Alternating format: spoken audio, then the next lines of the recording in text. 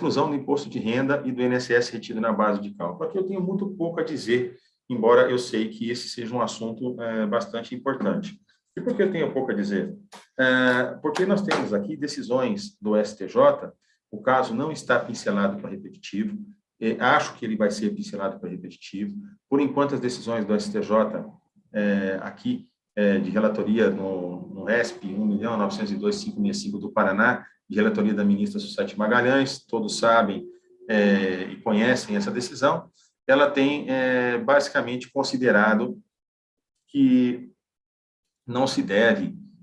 pagar a contribuição previdenciária sobre os valores líquidos, mas sim sobre os valores brutos, sobre a remuneração bruta. E que o valor que é pago pelo empregador e depois recebido pelo empregado, o valor que é pago pelo empregador é a remuneração bruta. E que quando o empregador faz a retenção daquele valor do empregado,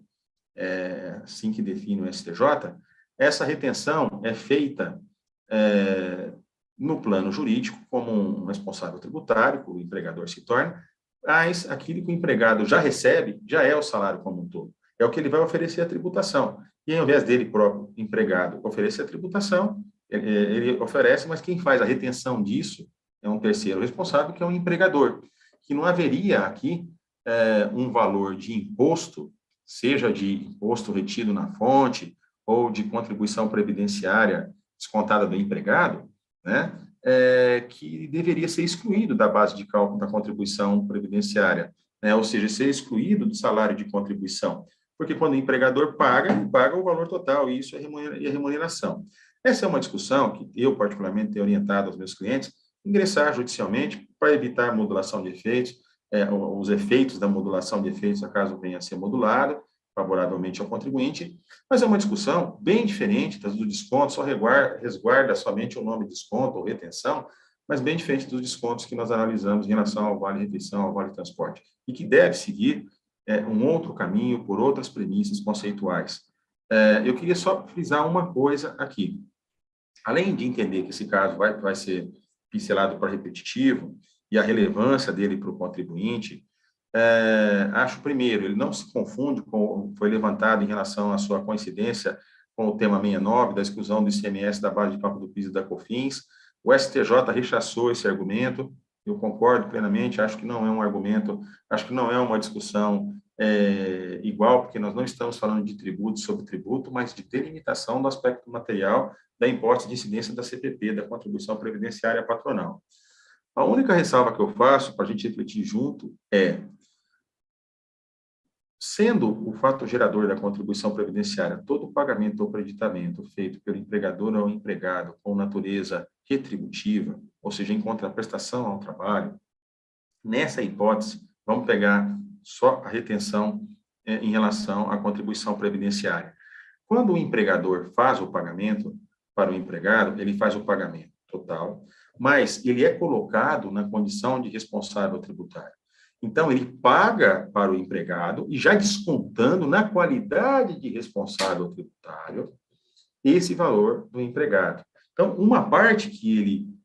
repassa não é para o empregado, embora queira se chamar de salário, mas ele repassa para o Estado a título de imposto, para satisfazer outras necessidades. Esse repasse que ele faz a título de imposto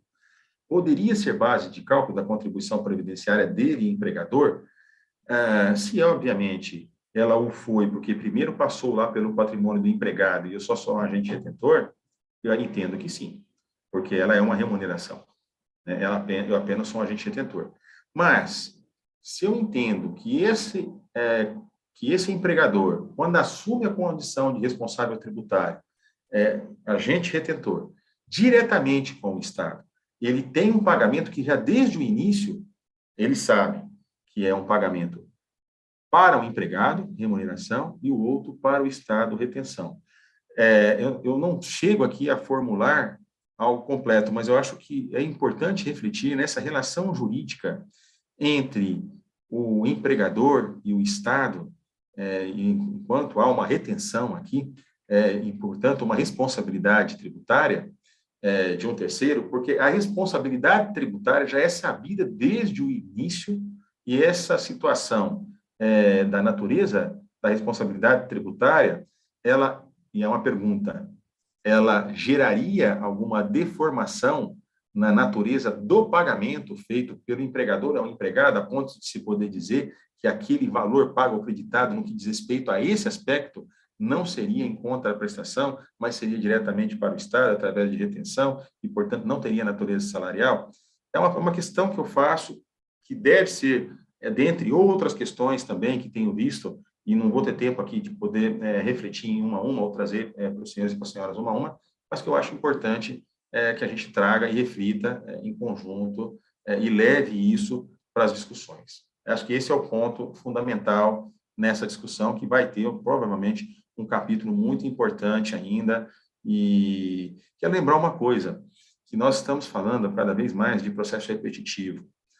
e de repercussão geral. Nós estamos num mundo em que a advocacia está mudando, porque nós temos cada vez mais a importância das decisões ultrapartes que tangenciam o assunto e limitam depois as decisões interpartes. Ou seja, cada vez mais é importante se fazer uma ingerência muito forte, seja como amicus curiae, enfim, nesses processos que têm uma natureza difusa, porque são eles que, a despeito do esforço de todos os advogados em todos os outros processos interpartes, nas relações subjetivas, que vão gerar, de verdade, em primeira mão, as decisões vinculantes e vão fixar o posicionamento dos tribunais. Então, me parece muito importante que haja aqui debate, fixação de premissas e de fundamentos claros entre os agentes, para que isso seja levado dentro de um processo de amicus curiae, dentro de um processo de uma entidade, enfim, que esteja capitaneando esses assuntos, para que haja a possibilidade de explorá-los todos. Porque, muitas vezes, os argumentos, quando vão ser analisados no repetitivo ou no STJ, quando eu tenho uma discussão, no meu caso, em concreto, já não é mais válido, já não é mais examinado, porque já foi analisado à luz de outros argumentos. Então, isso que eu queria deixar aqui apenas parametrizado, aliás, fixado, para a gente refletir também a importância, cada vez mais, desses instrumentos de defesa dos direitos e garantias do contribuinte de natureza vinculante e mais difusa.